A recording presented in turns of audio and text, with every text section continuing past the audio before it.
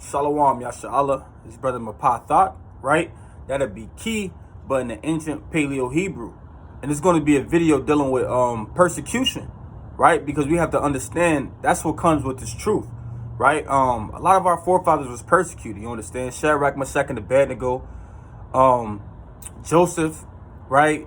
Daniel, right? Yahawashi was persecuted, man, right? Paul was persecuted, you understand? And we can go on and on. A lot of our forefathers was persecuted in this truth for speaking the words of life, man, right? For bringing out the words of the Most High God, Yahweh, by Hashem Yahawashi, right? So we have to expect the same things. And we have to try, right, to be spiritually prepared for these things, man. You understand? And before we go into the words of the Lord, I want to give all praises, honor, and glory to Yahweh, by Hashem Yahawashi. That's all praises, honor, and glory to the Most High God, Yahweh, right, in the name of his only begotten Son, who the world will ignorantly call Jesus Christ. But we know him as Yahawashi, the righteous, right? And I want to give a mighty shalom to all the mighty brothers, right, all the mighty sisters, right, all the mighty children in this truth, man, right? And we're going to dive right into the words of the Lord.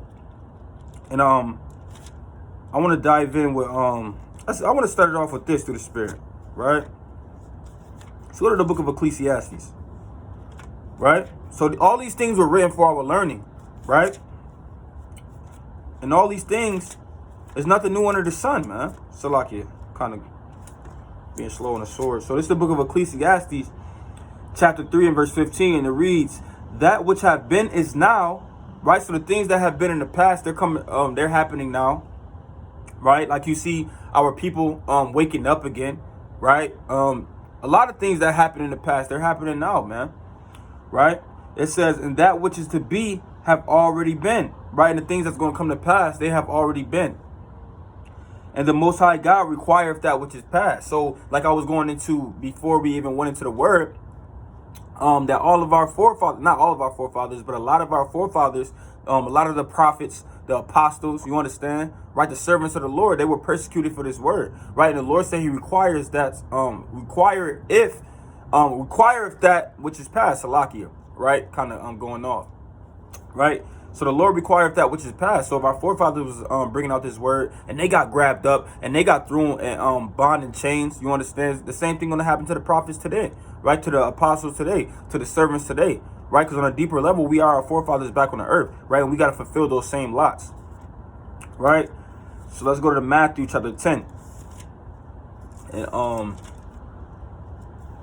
verse 16, right? So this is the book, and this red letter, this is Yahawashi speaking, right? Salakia. So this is the book of Matthew chapter 10 and verse 16. It reads, "Behold, I send you forth as sheep in the midst of wolves." So the Lord sends us forth as sheep in the midst of wolves. You understand? And it says, "Be ye therefore wise as serpents and harmless as doves." So in this world that we live in, we have to be wise as serpents, Salakia, wise as a serpent, right? And harmless as doves, you understand? Right? And a serpent is real cunning, right? He's real he's prudent, right? Meaning he's cautious, right? And he's wise. A serpent is wise, you understand? So the Lord asks us to be prudent like a serpent, right? Wise like a serpent, right? And it says, "and harmless as doves." And we have to be harmless in these things, man. And it's truth, right? Our weapons are not carnal, right? We're not supposed to be harmful. That's not the spirit we're supposed to be operating in, you understand? Right? We have to be harmless as doves.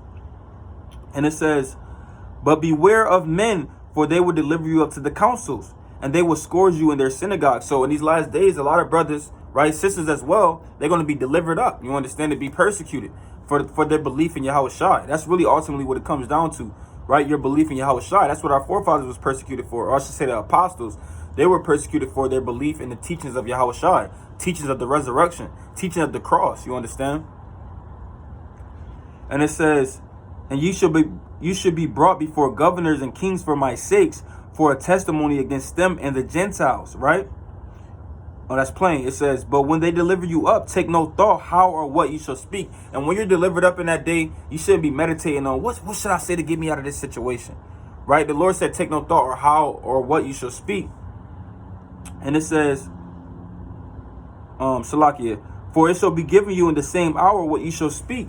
For it is not ye that speak, but the Spirit of your Father which speaketh in you." And in that day, it's not going to be you that's speaking, you understand? It's going to be the Spirit of the Lord that's going to speak for you, right? You're going to be filled with the Spirit if you're one of the elect, right? And it says, I'm gonna read on in this, but I want to get a precept to show how the Lord could put a heavy spirit on you in that day, right? Hey, you really never know. The Lord might put a spirit on you to the point you getting beat, you getting spit on, right? You getting kind of stabbed up, and you hardly even feel it, man, right? That's just me being spiritual, right? So like I want to find this account. This is what I want. This is Acts chapter 7 and verse. And we're gonna go back to Matthew 10 as well, right? But this is Acts chapter 7 and verse 54, and it reads, "And when they had heard these things, they were cut to the heart." So this is going into Stephen, right, being on trial, right? He just gave a whole I should say like a whole speech, right, going into the history of the scriptures, basically, right, going into the history of our forefathers, right? And it says, when they heard these things, they were cut to the heart, and they gnashed on him with their teeth. But he being full with the Holy Spirit. So this is why Stephen was on trial. He was persecuted. He was delivered up, right? And the Lord filled him with the Holy Spirit. It says, but he being full of the Holy Spirit looked up steadfastly into heaven and saw the glory of the Most High God and Yahawashi standing on the right hand of the Most High. So this is the type of spirit the Lord could put on you in that day, man. Right? Hey, he was so much filled with the Spirit that he looked up and he saw the Most High and he saw Yahawashi sitting on his right hand. Right? And hey, imagine that, man. You're persecuted. You about to be, your head about to be chopped off. Whatever persecution methods the damn heathen got you going through, and you look up and you see Yahawashi on the right hand of the Most High God, man. You're gonna be on fire, man. Right? You're gonna be ready to go through whatever you got to go through to be in the third heavens with the Lord. Right? That's mighty as hell, man. Right? It says, and said, behold, I'm gonna read that again, verse 55. That's heavy. It said, it's heavy. It says, but he being full of the Holy Spirit looked up steadfastly into heaven and saw the glory of the Most High God and Yahawashi standing on the right hand of the Most High, man. Right? And it says, and said, behold, I see the heavens open and the Son of Man standing on the right hand of the Most High. Then they cried out with a loud voice and stopped their ears and ran up upon him with one accord. So they were wicked, man. He said, man, I see the Most High and Yahawashi on the right hand of the Most High. And they kind of ran up on him like this, man. Right? They stopped their ears, man. Right? They didn't want to hear what he had to say, because it was cutting them, man. Right? It says, verse 58, and cast him out of the city and stoned him. And the witnesses laid down their clothes at a young man's feet whose name was Saul. Right? That's talking about Paul. In verse 59, it says, and they stoned Stephen, calling upon the Most High, saying, Lord, Yahawashi, receive my spirit. So as he's being stoned, he's screaming upon the name of the Lord. Yahawashi, receive my spirit. Right? Hey, that's mighty as hell. Verse 60, and he kneeled down and cried with a loud voice, Lord, lay not this sin to charge. And when he had said this, he fell asleep. So the whole point I wanted to bring that out for it, even though it's a beautiful account of persecution, right? But the point I really wanted to bring out from that is that the Lord could really rest a heavy spirit upon you in that day, right? He's seen Yahawashi and the angels, right? That's mighty. Asalaki, Yahawashi and the Most High God. That's mighty as hell, man. Right? So I want to go back to Matthew 10. Right? So like the Lord said, it's not going to be you that's speaking that day. It's going to be the Spirit, right? Because if you read the whole Acts 7, you will see how Stephen was literally in the Spirit, right? He started recounting all the history of our forefathers. So this Matthew 10 and verse, I'm going to read verse 20 again, right? It says, for it is not ye that speak, but the Spirit of your Father which speaketh in you, right? So the Lord going to put a spirit on you that day. He's going to put the Spirit. He's going to fill you with the Holy Spirit. And the brother shall deliver up the brother to death, and the father the child, and the children shall rise up against their parents and cause them to be put to death. So a lot of people going to be trading on the men of the Lord and the woman of the Lord in that day, right? The people that you live with, right? Your so-called brother, your so-called sister, your mother, right? They might make that call and deliver you up. Yeah, my son is an Israelite. Yeah, my brother is an Israelite, and I know where he lives, right? And kind of get you delivered up, man. Right? Brothers that you labor with, right? Brothers in this truth with fringes on might kind of make that call. Yeah, I know where they be at. Right? That's what happened with Judas, man. That's how Judas delivered up Yahawashi. He kind of knew where Yahawashi be camping out at, where Yahawashi, the little spots that Yahawashi just kind of used to get away. Judas knew these things. Hey, and that's where he caught Yahawashi at, man. Right? He was a damn traitor.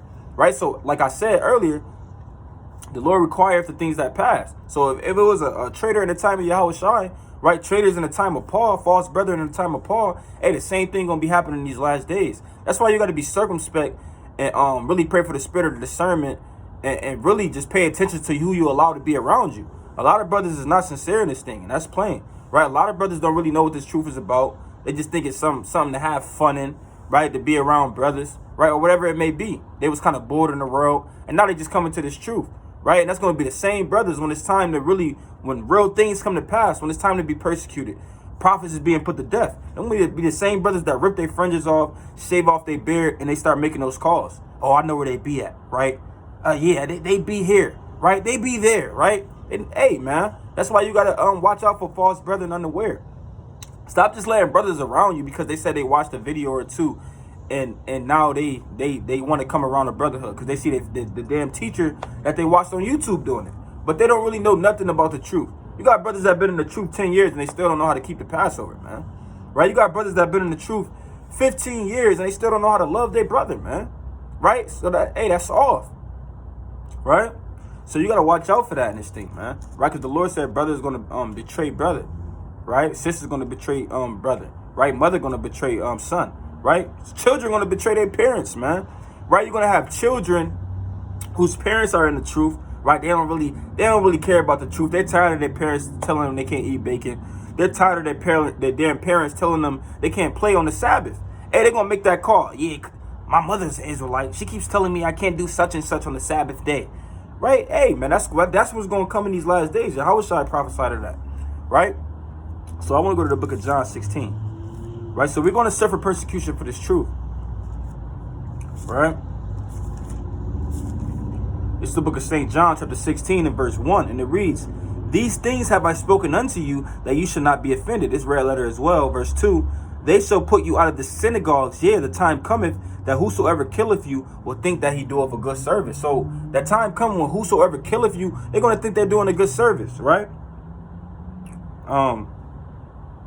Salakia, I said a good service. It says whosoever killeth you will think it that he doeth God's service, right? And you got this brother, right? The brother kind of, my brother Gabar kind of just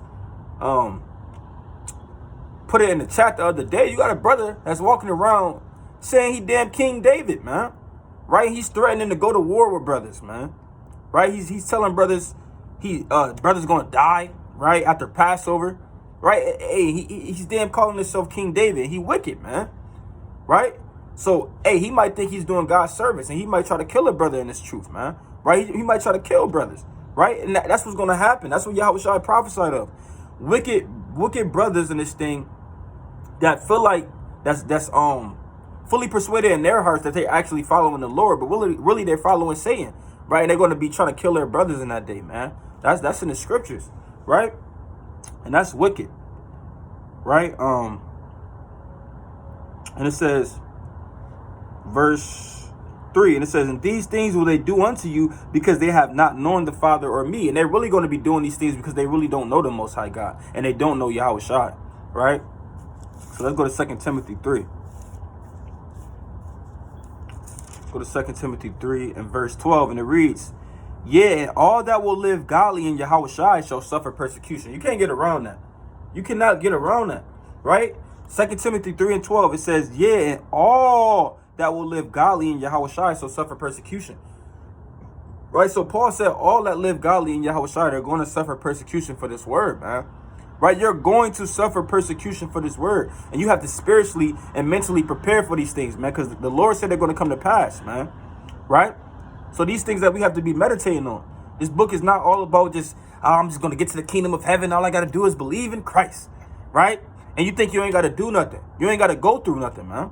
Right? Hey, that's why it's called a narrow path. It's called a straight gate for a reason. Because everybody's not going to be able to inherit the kingdom because it's not going to be easy. A lot of people going to give up. You understand? That's why faith is required. Right? Faith is required in its truth. Right? Because faith is the only thing that's going to get you through that day. If you really have faith, man, no matter what happens, as long as I get through this, the Lord is going to deliver me. You're going to go through whatever. Right? But if you start to become faint-hearted, hey, that's when you're going to destroy yourself. You understand? So you can't wax faith in this thing. Right? Hey, Yahawashi was bound, man. Yahawashi was persecuted. Think about that. Yahawashi was persecuted, and the servant is not greater than his master, right? So Yahawashi Yahawashi was persecuted in the worst way. Yahawashi went through, before Yahawashi was crucified, right? Yahawashi went through 6 different trials. You understand? It wasn't just, oh, he blasphemed and now we're crucifying him and it just happened like that in 3 hours. Yahawashi went through 6 different trials, man. Right? And I believe it was in one night. Right? Salaki, if I'm wrong, but I believe it was in one night. You understand? He went from Ananias, right? The high priest Ananias, he persecuted the Lord. Then he was sent into Caiaphas, right? Then he was sent into the Sanhedrin, which is the council of the priests, right, of the Jews, right? Then he was sent into Pilate, right? Then Pilate sent him into Herod, right? Because he was from Herod's jurisdiction. Then Herod sent him back into Pilate and then he was ultimately crucified. So Yahawashi went through a lot, man. Right? So let's bring this out. Let's go to the book of Mark 15, right? So if our Lord went through this, how much more us? So this is the book of Mark chapter 15 and verse 1, and it reads, "And straightway in the morning the chief priests held a consultation with the elders and scribes and the whole council." This is going into the Sanhedrin.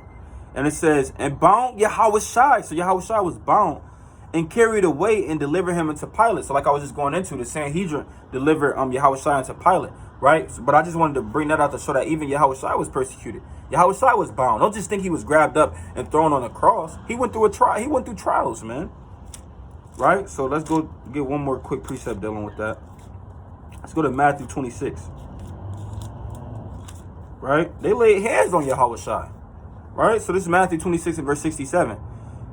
"Then did they spit in his face." So they spit in the Lord's face and buffeted him, meaning they smote him, right? Or they put their hands on him, and others smote him with the palms of their hands, right? So you have people spitting in Yahawashi's face, they punching him, right? Smacking him, right? Hey, they did all listen to the Lord. The Lord was bound up, smacked, spit on, beat, right? And then he was ultimately crucified, but he went through a lot before he was even placed on the cross. A lot of people think Yahawashi was just grabbed up, crucified, and yay, he died for our sins. No, the Lord went through a lot, right? Let's go into the book of Acts 21, right? Because even Paul was locked up. Paul was locked up for 2 to 3 years, right?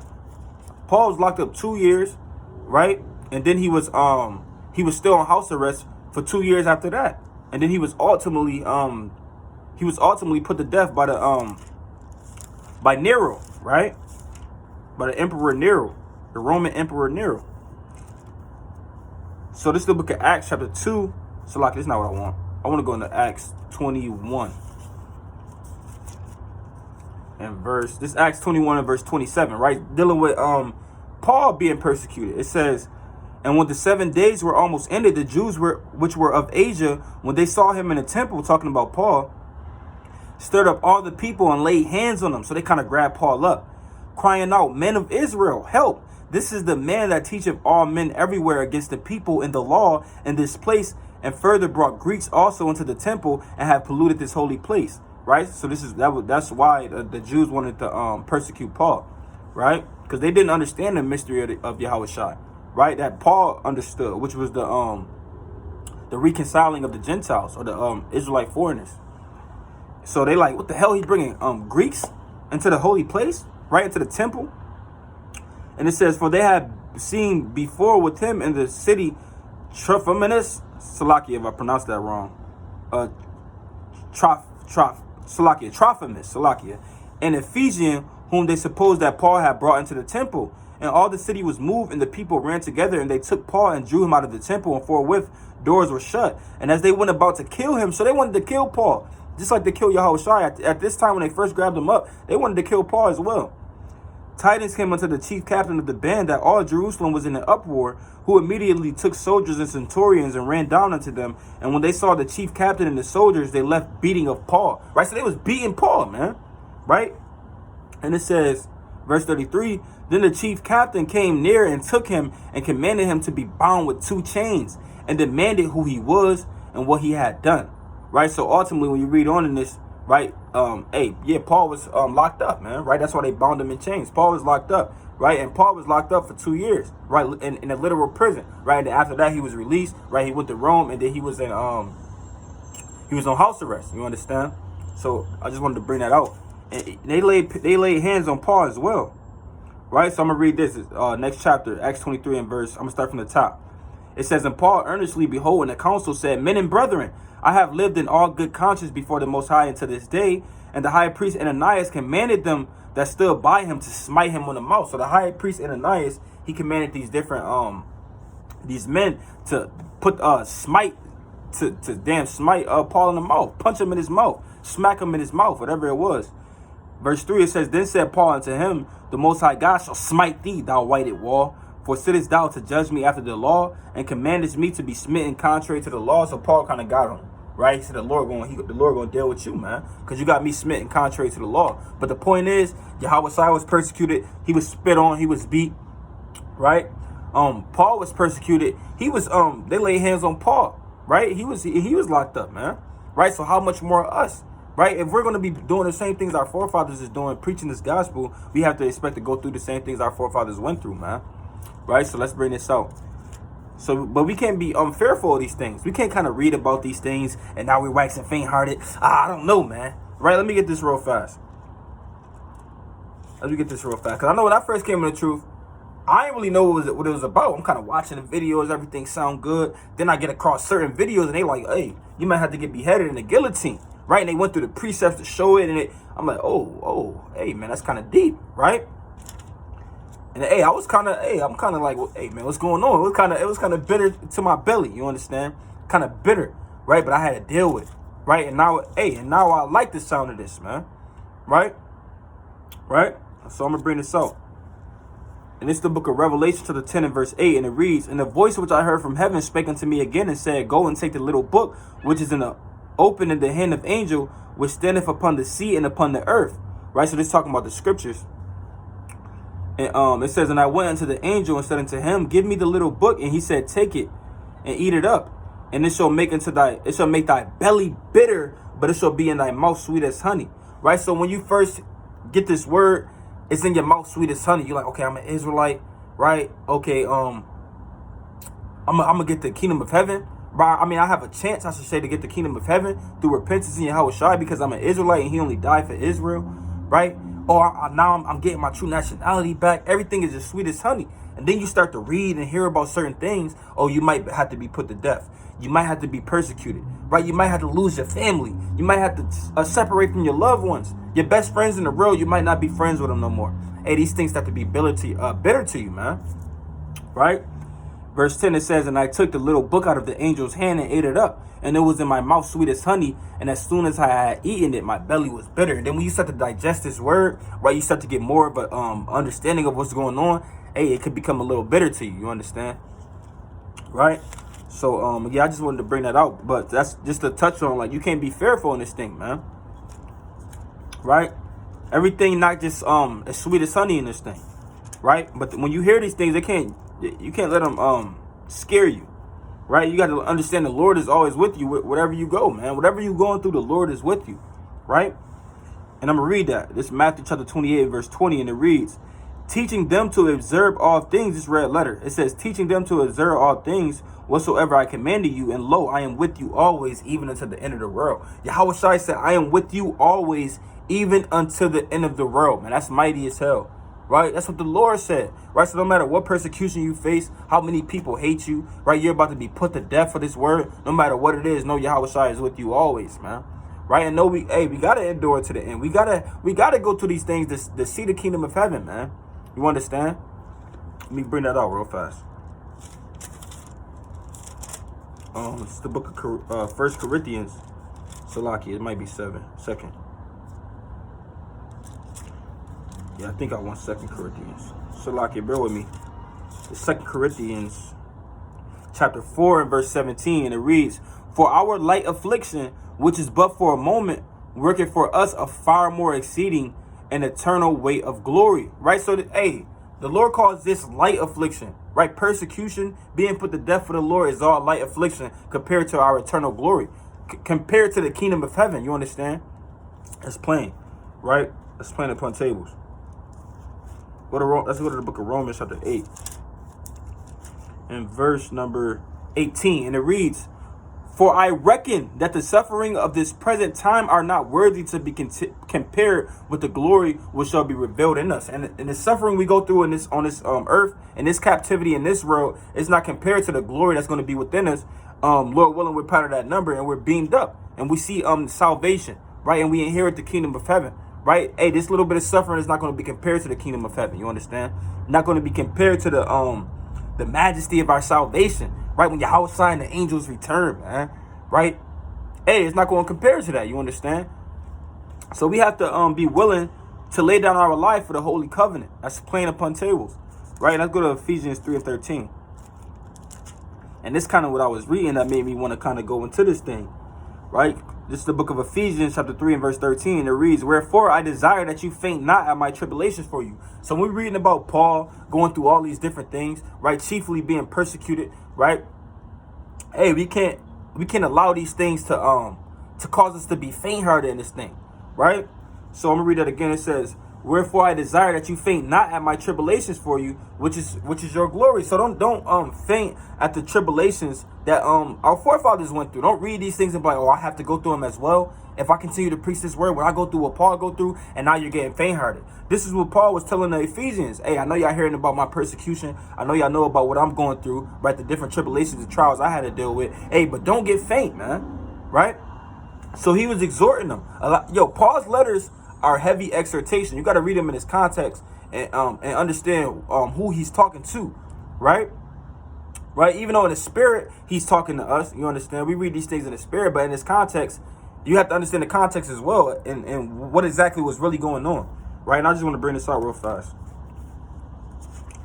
So this is the book of Sirach, chapter 2 and verse 12, right? And it reads, "Woe be to fearful hearts and faint hands, and the sinner that goeth two ways." So the Lord said death and destruction to fearful hearts and faint hands. Verse 13, it says, "Woe unto him that is faint-hearted, for he believeth not, therefore shall he not be defended." And the Lord said, woe unto you if you're faint-hearted, because you lack faith, therefore shall you not be defended. That's plain. So that's what Paul was telling the Ephesians. Hey, don't be faint-hearted in this thing.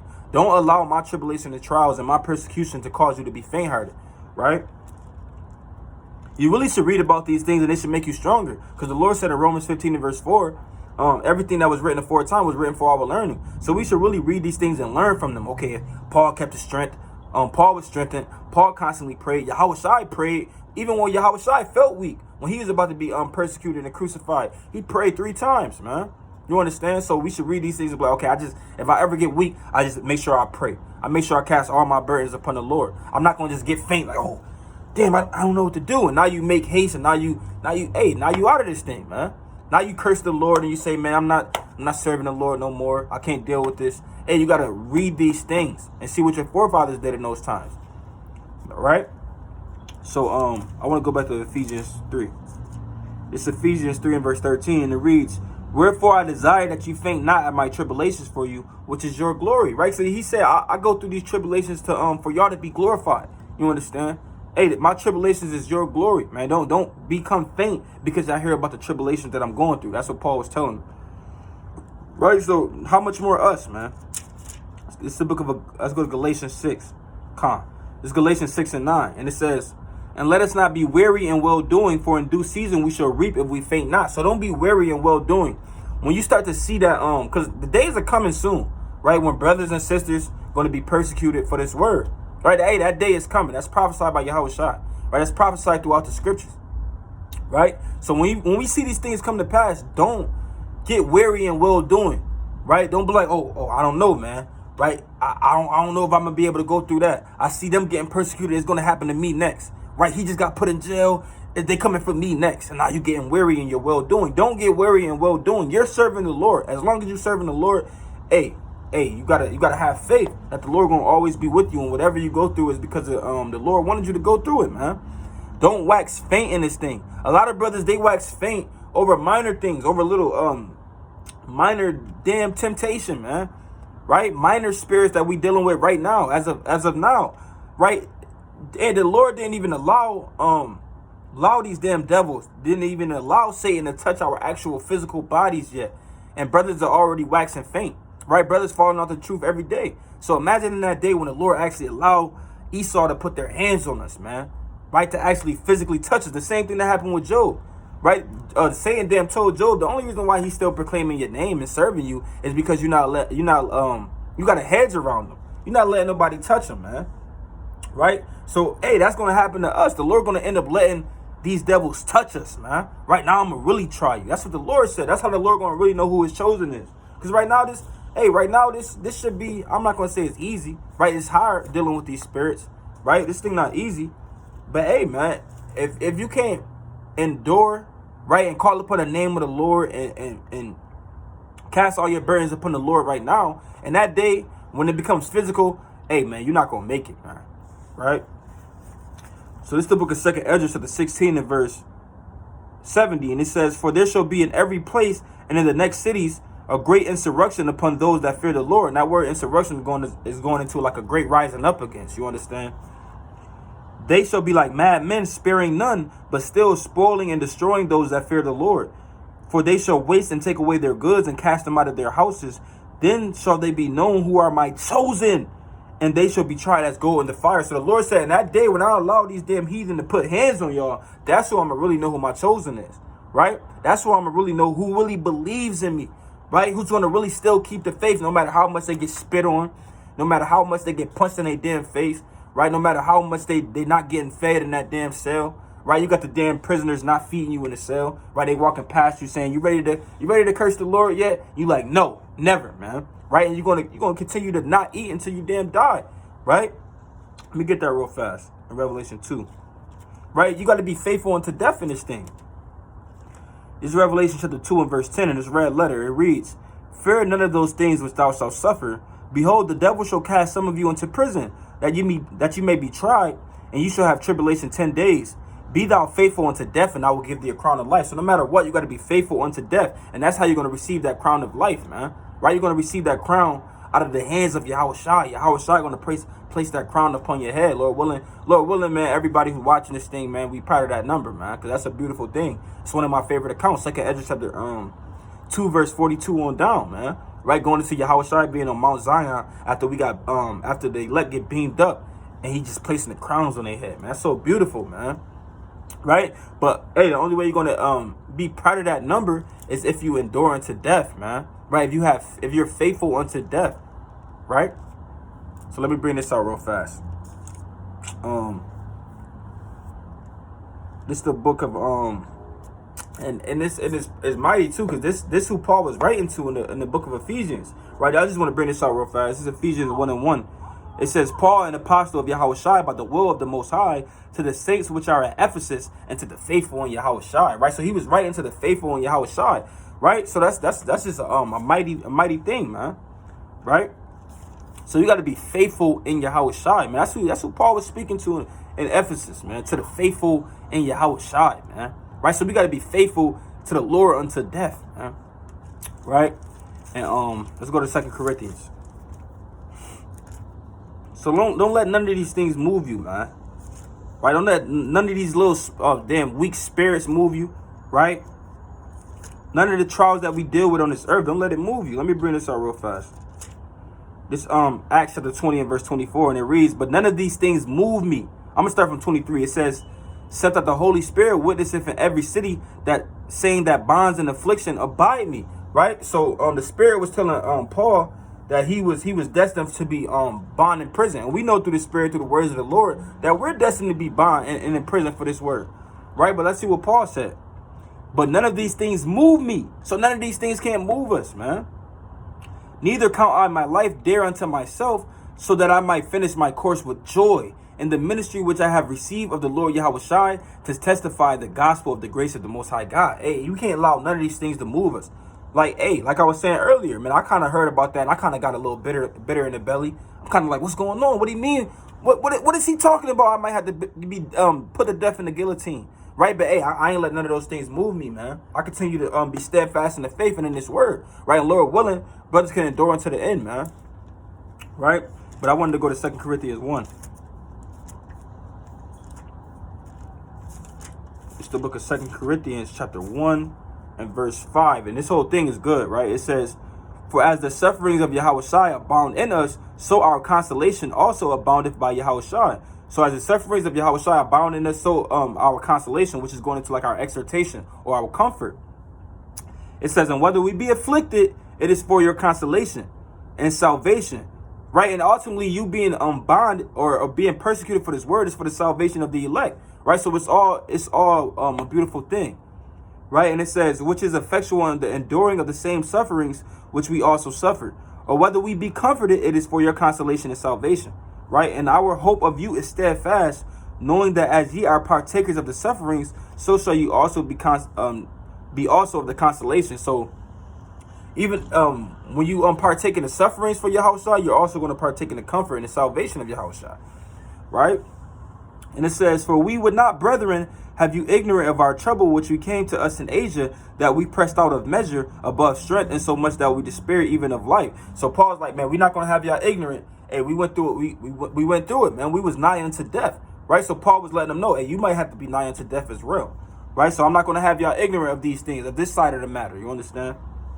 And it says, and that's why you got to read. That's why, just a quick point. That's why I respect certain teachers, right? Because a lot of teachers, a lot of people will be like, these brothers are fair-mongering. They're always talking about the prophecies about death. They're always talking about the prophecies about persecution. Hey, but Paul did the same thing. You can't just speak about one side of the spectrum and not speak about the other side. You want to speak about love, peace, and prosperity all day, and you never want to let people know, hey, you might have to be put to death in this thing. You might have to be persecuted. Now a brother coming to this thing and they don't know about persecution. They don't know about having to be a martyr for Yahawashi. And now when that time come, they damn fall out. Because they never knew about it. They never even set their mind upon it. You understand? So you have to teach the whole thing. So that's what Paul was letting them know. I'm not going to have y'all ignorant of what we went through, right? And it says, I'm going to read that again. It says, for we would not, brethren, have you ignorant of our trouble which came to us in Asia, that we were pressed out of measure above strength, and so much that we despair even of life. But we had the sentence of death in ourselves, that we should not trust in ourselves, but in the Most High God, which raised it from the dead. Ultimately, in that time, they're going to understand, like, okay, hey, I don't have no power in myself. I'm going to put my trust in the Most High God, right? That's what, even today, when we deal with these spirits and we deal with different things on the left-hand side that try to bring us out of the truth and try to tempt us, right? It's ultimately to lead us to call upon the name of the Lord that much more, right? 10 times harder, right? It's all about magnifying the name of the Lord. The Lord will put you, if you're not really praying into the Lord will put you in a situation where you have to pray for him. That's plain, right? And it says, verse 11, ye also hoping together by prayer for us. That's all I wanted on that. Was verse 10. Right? So the point is, hey, you have to go through suffering and affliction and persecution to even, to be able to see the consolation and the comfort of the Lord, man. Right? Let's go to 1 Timothy. Let's go to Philippians. It's the book of Philippians, chapter 1 and verse 12, and it reads, but I would ye should understand, brethren, that the things which happened unto me have fallen out rather unto the furtherance of the gospel. So Paul, like, even though I was locked up and even though I'm in chains, right? It was really for the furtherance of the gospel. It says, so that my bonds in Yahawashi are manifest in all the palace and in all the other places, right? And this is a heavy point, verse 14. And many of the brethren in the Lord, waxing confident by my bonds, are much more bold to speak the word without fear, Salakia. So a lot of brothers they see in that time they were seeing Paul's bonds, right? Paul's affliction, and they're like, man, it made them wax more bold and confident. Hey, Paul going through it for the Lord, I can do it too, man. Right? And how much more today? Right? That's how we gotta feel, right? Even when we read these accounts, and also when that day comes, you start to see brothers getting persecuted. Right? And you see your brother kind of endure to it. He mighty, right? He ready to die for the Lord. That's going to put that spirit on you. They be like, oh, hey, I got to wax more bold in this thing. It's going to make you more bold. It's going to make you more confident, right? So that's what Paul was saying. And I'm going to read it again, verse 14. That's a heavy precept. It says, and many of the brethren in the Lord, waxing confident by my bonds, are much more bold to speak the word without fear. Like, so a lot of people, they seen Paul get locked up, and that made them more confident, more bold, and they were speaking the word without fear, man. Right? They said, Paul going through it, hey, I'm about to go harder, man. So we can't be scared of these things, man. This what comes with preaching the gospel, and you have to know that when you come into this truth. This what comes with being a follower of the Lord. This what comes with believing in Yahawashi, right? Believing in Yahawashi. So this 1 Thessalonians 3 and 3, it says, that no man should be moved by these afflictions, for yourselves know that we are appointed thereunto. So as a servant of the Lord, hey, you're appointed unto to be the afflicted, man. right? You're appointed to be persecuted. We read in 1 Timothy 3 and 12 that all that shall live godly in Yahawashi shall be persecuted, man. That's plain upon tables. We read in Matthew 10 verse 17 on down that Yahawashi prophesied about brothers being persecuted in this thing, man. Right? So hey, you gotta prepare your mind, prepare your spirit, right? We gotta pray, right? Let me bring that out. You have to be praying about these things. You can't just cast it behind your back. Like, right? You can't just read past them prophecies like they're not there. Let me find the prophecies about salvation and peace. I don't want to read that part. You got to read the whole thing, man. You got to eat the whole roll. That's Ezekiel 2 and 9 on down. That's Revelation to the 10 verse 8 and on down, man. You got to eat the whole roll. And Salakia, what I just said I was about to pull. I hate when this happens. Salakia. I mean, the Lord probably just ain't wanted to come out. Right? What was I just going into? That we are appointed into these things. Right? So let me bring this out. I'm going to go to Matthew 20. So we have to be willing to drink of this cup, man. Right? We have to be willing to drink of the cup of the Lord. You understand? So this is Matthew chapter 20 and verse 20. And it reads, Then came to him the mother of Zebedee's children with her sons, worshiping him and desiring a certain thing of him. And he said unto her, What wilt thou? She said unto him, Grant these that my two sons may sit, the one on the right hand and the other on the left in thy kingdom. Right? So you had the sons of Zebedee, James and John. They wanted their mother wanted them to sit on the right hand or on the left hand of Yahawashi in the kingdom. Verse 22, it says, But Yahawashi answered and said, Ye know not what ye ask. Are ye able to drink of the cup that I shall drink of, and to be baptized with the baptism that I am baptized with? Right? So Yahawashi kind of like, man, y'all able to go through the things that I'm going to go through? Right? Y'all able to be baptized with the baptism that I'm baptized with? Are y'all able to drink of the cup that I should drink of? And it says, they said unto him, We are able. And they told the Lord, we are able. And that's the same thing we said. When we come into this truth and we dedicate our lives to this truth, we're saying the same things that the sons of thunder said, that we're able to drink of the cup that the Lord drank of, man. Right? In verse 23, it says, And he said unto them, Ye shall indeed, Shalaki, ye shall drink indeed of my cup and be baptized with the baptism that I am baptized with. But to sit on my right hand and on the left is not mine to give, but it shall be given to them for whom it is prepared of my Father. So Yahawashi said, okay, y'all said y'all able. Hey, y'all gonna go through the same things that I'm gonna go through for this truth, man. Right? Let's show you what happened to James. Right? This is Acts chapter 12 and verse 2, and it reads, I'm gonna start from 1. Now about that time, Herod the king stretched forth his hands to vex certain of the church, and he killed James, the brother of John, with the sword. So James said, hey, I'm able to drink of that cup, Lord. And James was killed by Herod, right? He was killed with the sword by Herod, man. Right? So that's what comes with this thing. You understand? That's what comes with this truth. You understand? That's what comes with drinking of that cup. You might have to be killed for this word. You might have to be locked up for the rest of your life until you damn give up the ghost. Right? That's playing upon tables. Right? So let's go to the and we have to be willing to lay down our life in this thing. Right? We have to be willing. Right? That's what I wanted to bring out. That's the spirit. Right? That's the spirit of the Lord. Right? So the Lord just wanted this to come out after that, right? So this is the book of Matthew chapter 26 and verse 41, and it reads, Watch and pray. This red letter. It says, watch and pray, right? Because I was going into praying. You have to pray to really be spiritually and mentally prepared for this thing, right? Because your flesh is never going to want to lay down his life, man, right? So it says, watch and pray that you enter not into temptation. The spirit indeed is willing, but the flesh is weak. So a lot of brothers in their spirit and in their mind, right, in their heart, they're like, man, I want to be put to death for the Lord. I mean, that'd be a beautiful thing to be a martyr for the Lord. That's how I feel in the spirit. That'd be beautiful for me to be strong enough to endure and really lay down my life for the Lord, man. That'd be beautiful, man. I pray in that day, if that's my lot, that I'm strong enough to even to really endure and do that, man. That's beautiful, man.